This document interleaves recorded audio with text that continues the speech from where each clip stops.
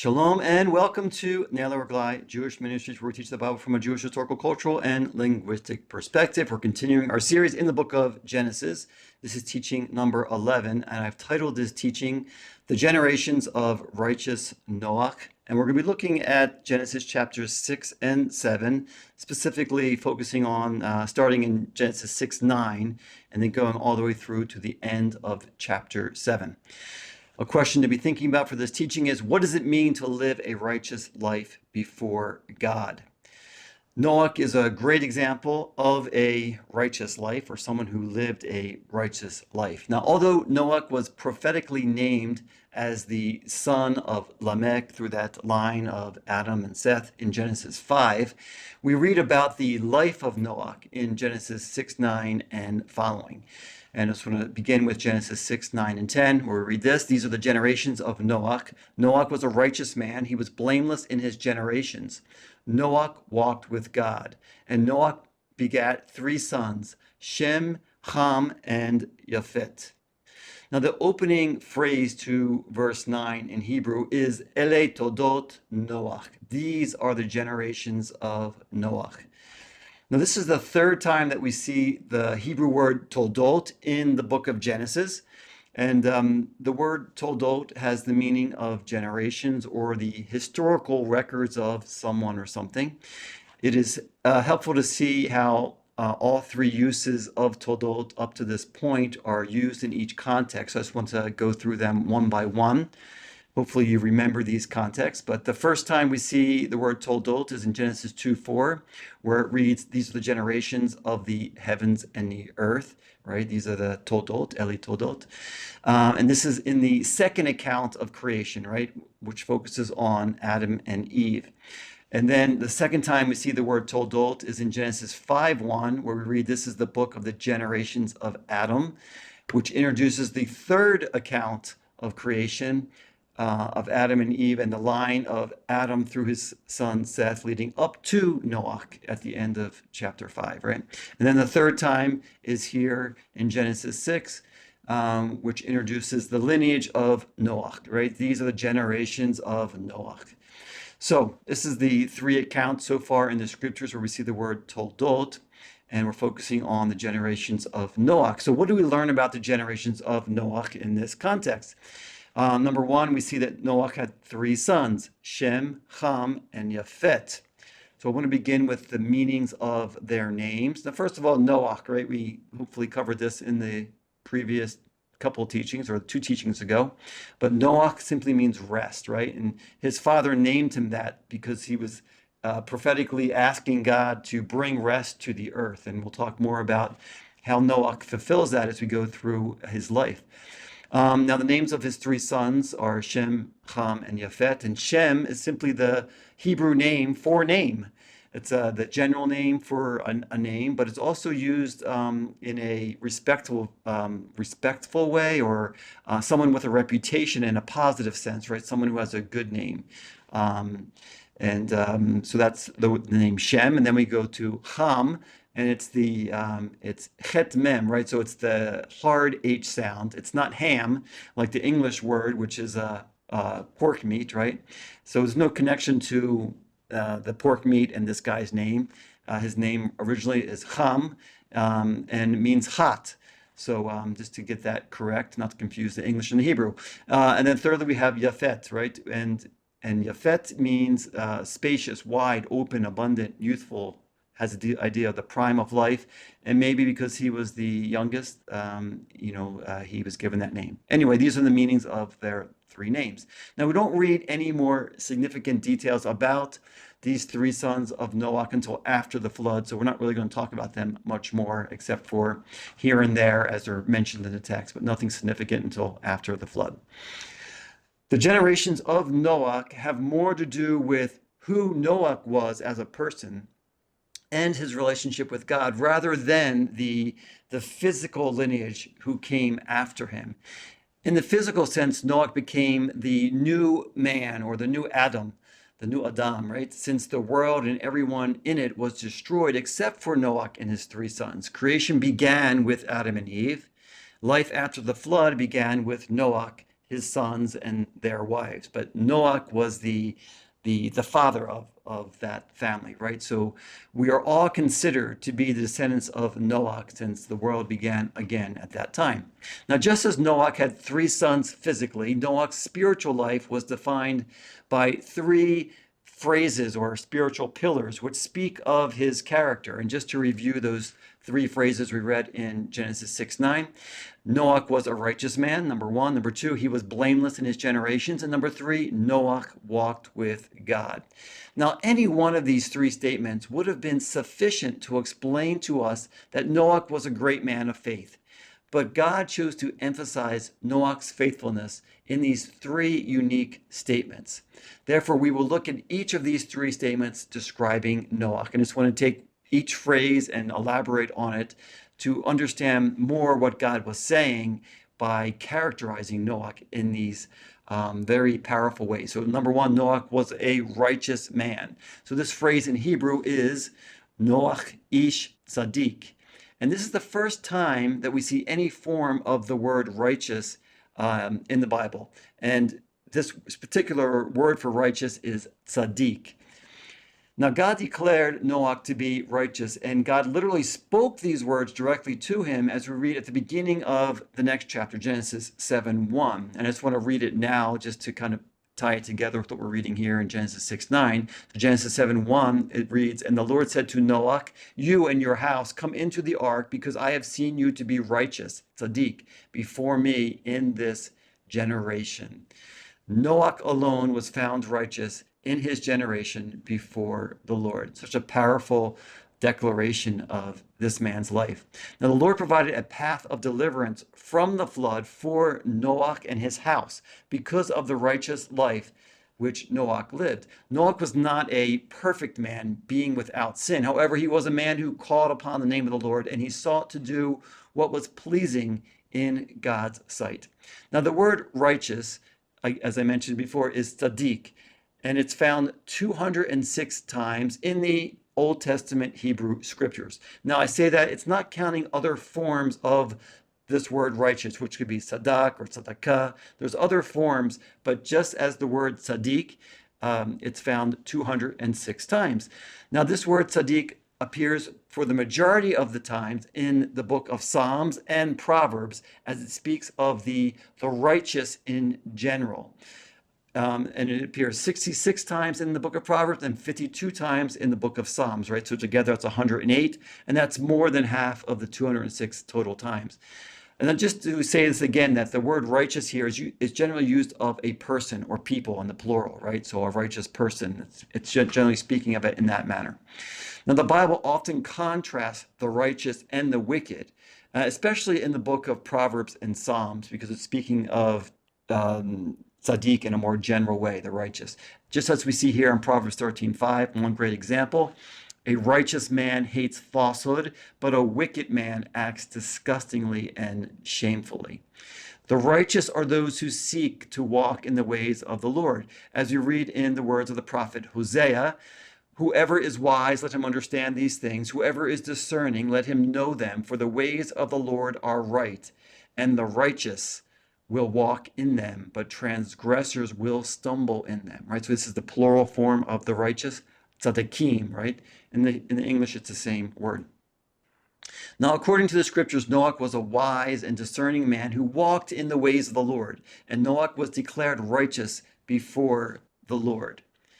Moving on to the second point, that he was blameless in his generations. Now, this phrase in Hebrew is tamim haya be'dorotav. He was blameless in his generations. Now, the word for generations here is not the same word toldot that we saw earlier. It is actually here, it is be'dorotav, with the root being dor, right? So that's the general word for generations as well. And this word dor speaks of generations as it relates to a period of time. Now, why does it say that Noach was blameless in his generations, right? Why is it in the plural form? Why isn't it just in his generation? Now, the text does not state specifically, it doesn't give a reason, right? However, it may be indicating how wicked the world had actually become in those generations. We know that it was only Noach and his family who were found worthy to live in his generation by the time they entered the ark. It could be that there were very few others, if any, who were found to be blameless for 2 or 3 generations before Noach. Now, maybe his father was righteous, but he had died years before. And maybe, Methuselah was Methuselah, right? Maybe he was righteous, but he died, as we know, in the year that the flood happened. So it could have just been that there were very few and that Noach was the only one really for generations that was the last one standing in a sense. Now, another possible understanding is that Noach was blameless in the generation before the flood and in the generation after the flood. So he lived a blameless life in both time periods, right? In both generations. So that's different ways of understanding why it uses the plural form of generations for being blameless in his generations.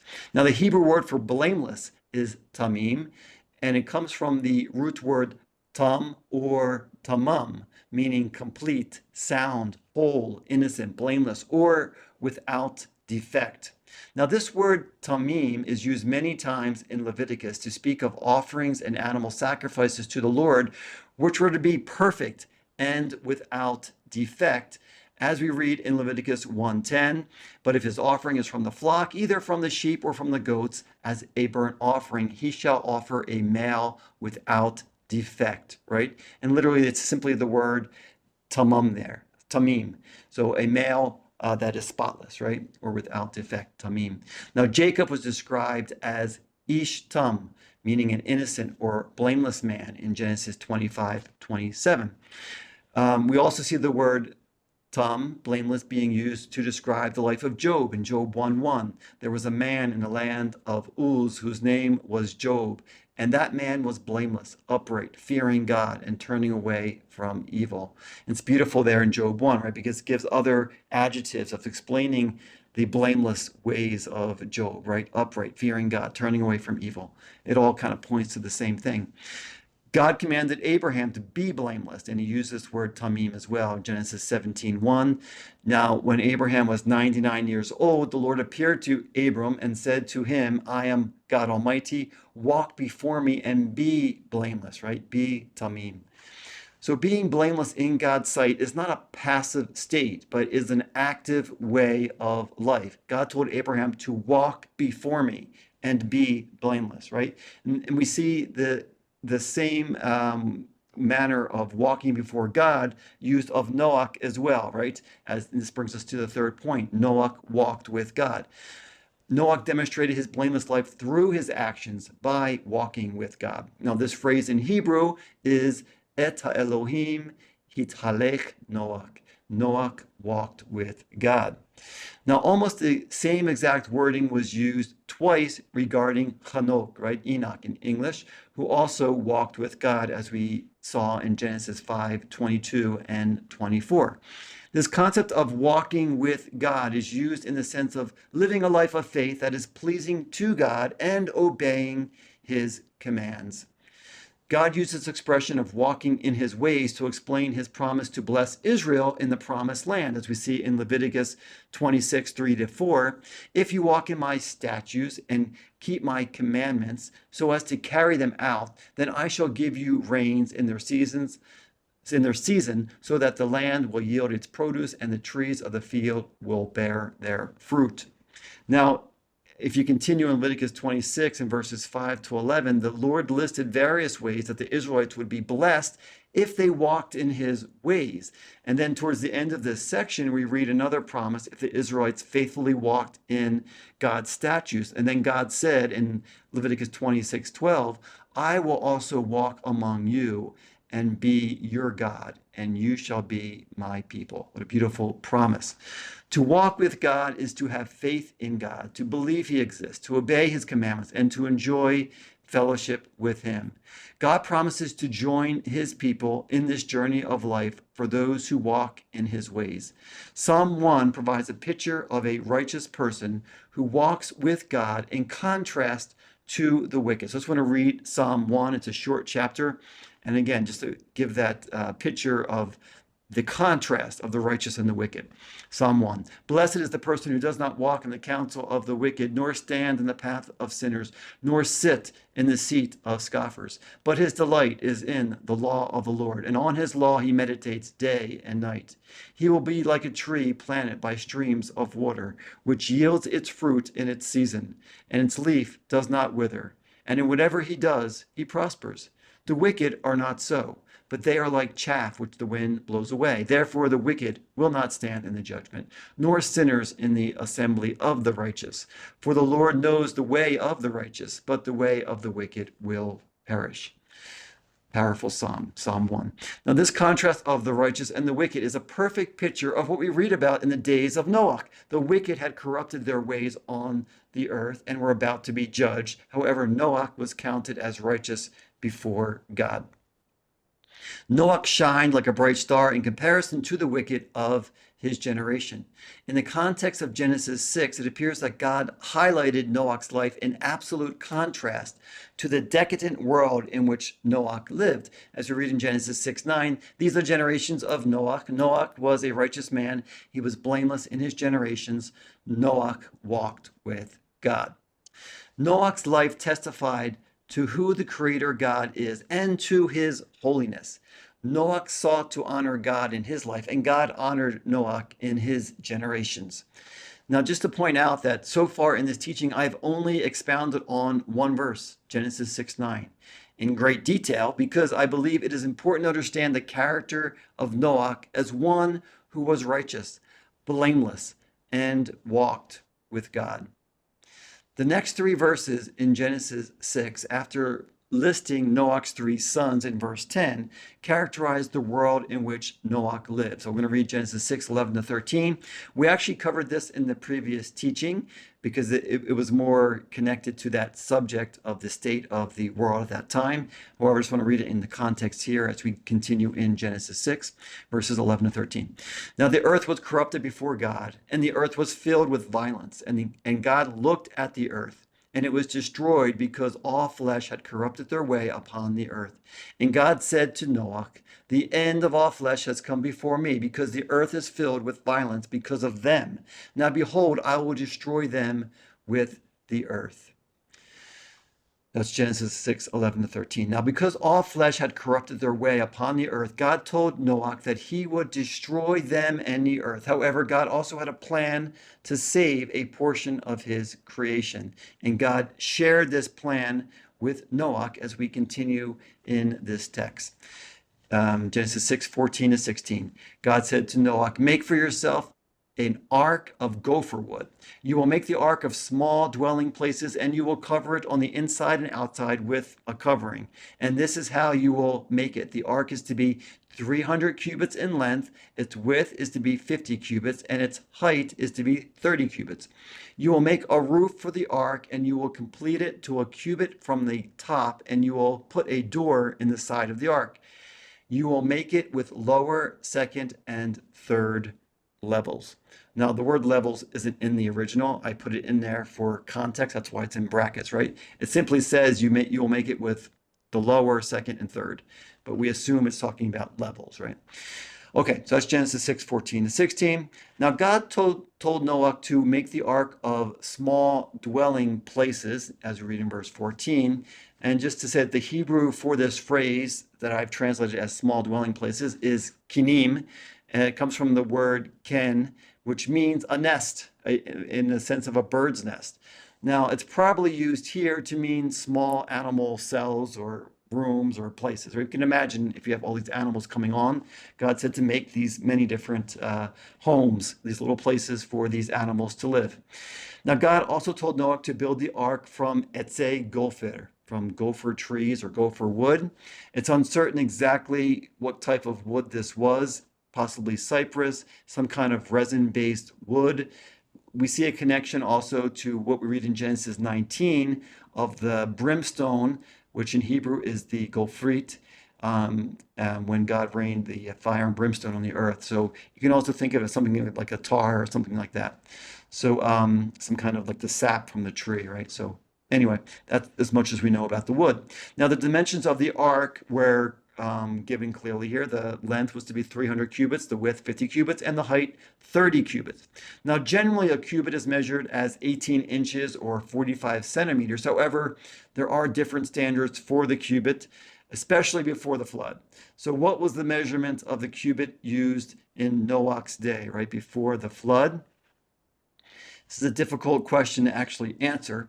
I'm going to read a quote here from Bobby Hodge in an article he wrote answering the question, how long was the original cubit? And Bobby Hodge writes this: though the original cubit length is uncertain, it was most likely one of the royal cubits, about 19.8 to 20.6 inches. If so, the ark was actually bigger than the size described in most books today, which usually use the short cubit. So that's a quote from Bobby Hodge. And so, based on this information, the average royal cubit is 20 inches or 50.8 centimeters. So, taking those dimensions to get an understanding of the size of the ark, its length was 300 cubits, which is equivalent to 500 feet or 152 meters. And the width would be 50 cubits, which would be about 83 feet or 25 meters, and the height being 30 cubits, which is 50 feet or 15 meters. And you see a replica in the picture on your screen, and this is something that was built in the United States in Kentucky. We see how the dimensions fit that way. And as I understand it, they use the biblical dimensions to build that. Now, the exact design is obviously artistic because we don't know exactly what it looked like, but that's the rough dimensions. Now, God told Noah to cover the ark on the inside and out with some type of coating or sealant or covering in order to seal it. He doesn't say what it was, so we don't know. Now, the ark was to have these three levels, right? And this image gives an idea of the three floors inside the ark, and that also makes sense to make more room and provide all these different spaces for the animals. Now, God also specified the ark was to have a roof on top and a door in its side. So, in some way, Noah designed that as well. Now, the meaning of the word for ark, the Hebrew word for ark, is teva, and the meaning of this word teva is box or chest. Now, this word is believed to be of foreign origin, and it's only used 28 times in the Hebrew scriptures. And it's used 26 times in this context of Genesis 6 to 9 regarding the Ark of Noach, right? And then it's used twice in Exodus chapter 2 for the basket or small floating device that was made for Moses. So the contrast of the two arks and the two uses of the word teva in the Bible, I think, is powerful. God used the great and enormous ark, the teva, that Noach built to save him, his family, and all the creatures of the earth, and to preserve humanity. And then God used the very small ark, the teva, for the baby, right? The floating device that Moses' mother made for him to save the life of Moses from the evil edict of Pharaoh, who wanted to kill all the babies amongst the Jewish people at that time. So it's interesting to see this contrast of the size and the way that God used these two different vessels to bring deliverance in two different ways, right? One to preserve the world and the other to deliver God's people from slavery and bring them into the promised land. Now we then read that God explained to Noach how he would judge the earth and the reason why Noach needed to build the ark as we finish up the verses in Genesis chapter 6, verses 17 to 22. And behold, I will bring the flood of waters upon the earth to destroy all flesh that has the spirit of life within it from underneath the heavens. But I will establish my covenant with you, and you will come into the ark, you and your sons and your wife and your sons' wives with you. And from every living thing from all flesh you will bring two of everything into the ark to keep alive with you. They will be male and female, from the birds after its kind, from the animals after its kind, and from every creeping thing of the ground after its kind. Two of each will come to you to be kept alive. And as for you, take for yourself from all food that can be eaten, and gather it to yourself, and it will be food for you and for them. And Noach did so, according to all that God commanded him, so he did. Now, the ark was to be the vessel to preserve Noach, his family, the birds, the animals, and the creeping things in order to bring them into the next generation, the new generation of humanity. God promised to destroy everything on the earth and to start new by establishing a covenant with Noach. Now, twice in verse 22, we read that Noach did everything that God commanded him to do. So just to read this verse again, it says, "And Noach did so according to all that God commanded him, so he did." Noach was a faithful servant of God, and this is what we continue to see in the next chapter. Now, Genesis 7 continues the account of the ark, and it also tells us about the flood that came upon the earth. And I'm going to read the whole chapter in a few different sections. And I'm not going to expound a lot on the details in the chapter. There's actually a lot of repetition in the chapter, but we just want to cover the important details that we see there. So let's begin in Genesis 7, verses 1 to 9. "And the Lord said to Noach, 'You and your house come into the ark, because I have seen you to be righteous before me in this generation. From all of the clean animals, take to yourself 7 of each, a male and his mate, and 2 from the unclean animals, a male and his mate. Also from the birds of the heavens, 7 each, male and female, in order to keep seed alive on the surface of the whole earth. For in 7 more days I will cause it to rain upon the earth 40 days and 40 nights, and I will obliterate every living thing which I have made from the face of the earth.' And Noach did according to everything that the Lord commanded him. Now Noach was 600 years old when the flood came, and water was upon the earth. And Noach and his sons and his wife and his sons' wives came into the ark because of the flood waters, from the clean animals and from the unclean animals, and from the birds and every creeping thing upon the ground. 2 by 2 they came to Noach in the ark, male and female, just as God commanded Noach." Now, the Hebrew of Genesis 7, verse 2 is challenging and difficult to translate and understand regarding how many of each clean animal to take into the ark. However, 7 of each, male and female, regarding the clean animals seems to fit best. And I'll mention this again a little bit later in the text. Now, regarding the phrase the male and his mate that we see twice in verse 2, the Hebrew reads ish ve'ishto, meaning a man and his woman, or a man and his wife, as used for animals. And then it reverts back to male and female for the birds. So just to mention, this is kind of a unique reading of man and woman for animals. But it appears to just be another way of expressing male and female. So I'm just pointing something out that we see in the Hebrew. If you're reading a translation, you probably don't really see this ish ve'ishto used for the animals. But anyway, that's how I understand it. Now, the distinction between the clean and unclean animals, which God commanded Noach, reveals to us that this was a reality that was most likely known to humanity since the beginning of creation. So when Abel brought his sacrifice to the Lord, it was from the flocks, from the sheep or goats, which are considered to be clean animals, right? So this whole distinction between the clean and unclean, as far as animals, seems to be clear. Definitely in Noah's time, seems to go all the way back to the beginning, Adam and Eve and their children. Now, in Genesis 7, 1 to 9, God told Noach that he not only wanted a male and female from every animal, 2 of each animal, but he also wanted 7 each from all clean animals and from the birds. Since God specified that he wanted equal numbers of male and females, it seems that God was requesting 7 males and 7 females from the clean animals and the birds. That's how I understand the text. Now, the timing of the flood was very precise. Number 1, God gave Noach a 7-day warning before he brought the flood on the earth. Number 2, God said it would rain for 40 days and 40 nights. And number 3, Noach was 600 years old when the flood came upon the earth. We are then given an even more specific date regarding the actual day that the flood started on in the next set of verses. So we're going to continue in Genesis 7, verses 10 to 16. "And it happened after the 7 days, the floodwaters came upon the earth in the 600th year of the life of Noach, in the 2nd month, on the 17th day of the month. On that day, all of the springs of the great deep seas burst forth, and the windows of heaven were opened, and the rains came upon the earth 40 days and 40 nights.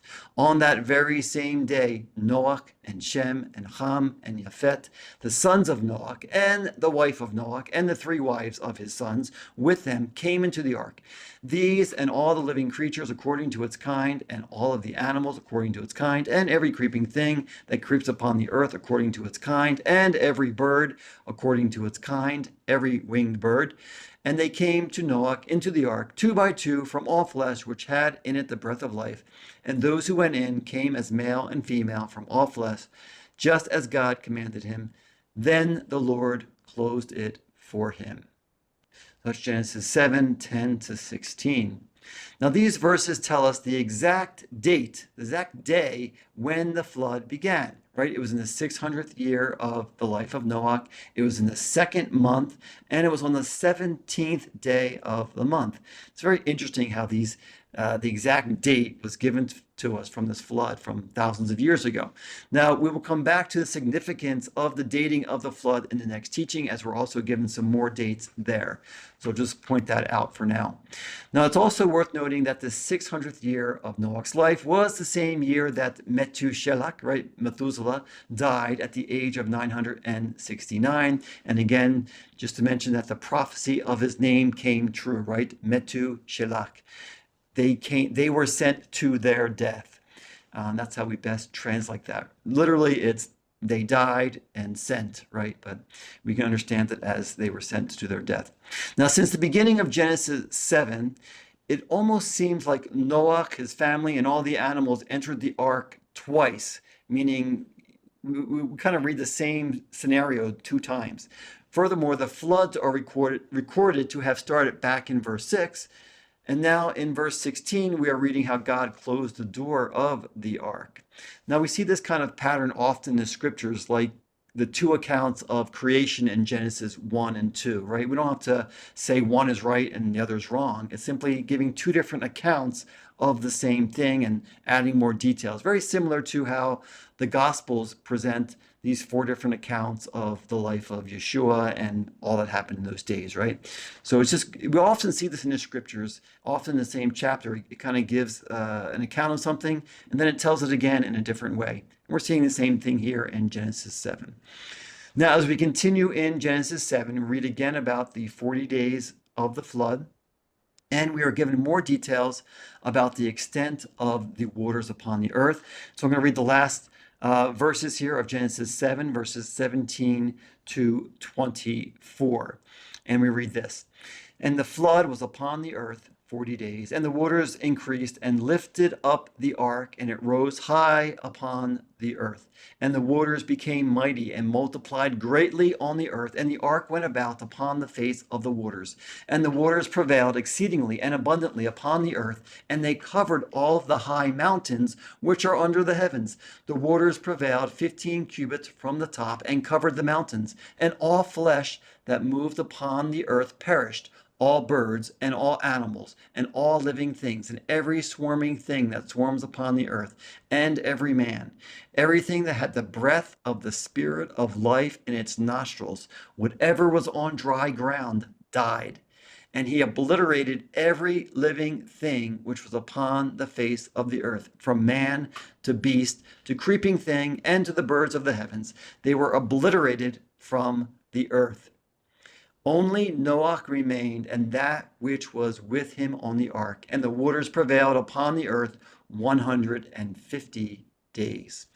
And that brings us to the end of Genesis chapter 7. All flesh on the earth, of men and animals and birds and creeping things, was killed at that time by the flood. Now, it's fair to ask the obvious question, why did God send the flood waters on the earth to destroy all flesh? Now, we actually covered this in the previous teaching, but it is good to remember the context.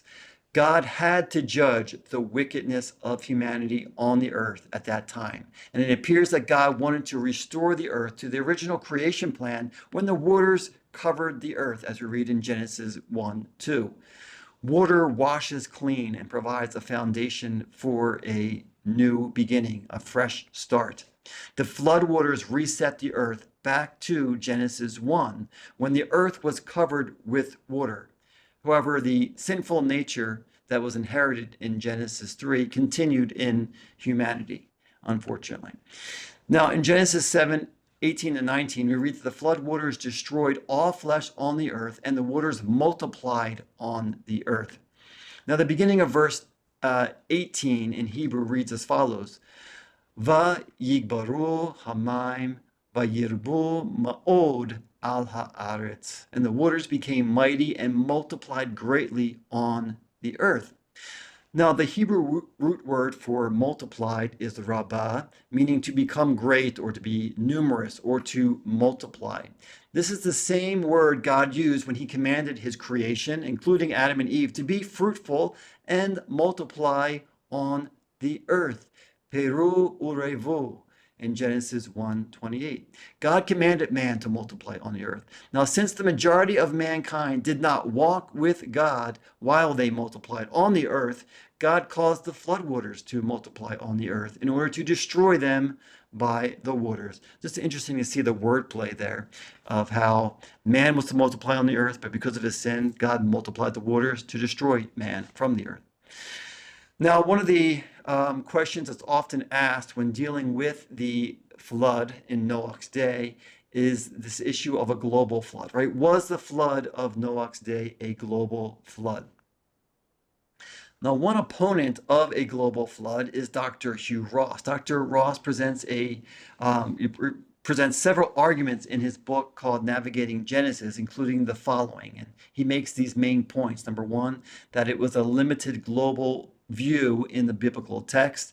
Basically, how you see like the Roman world or a world in that time, like there was a famine in Egypt, things like that.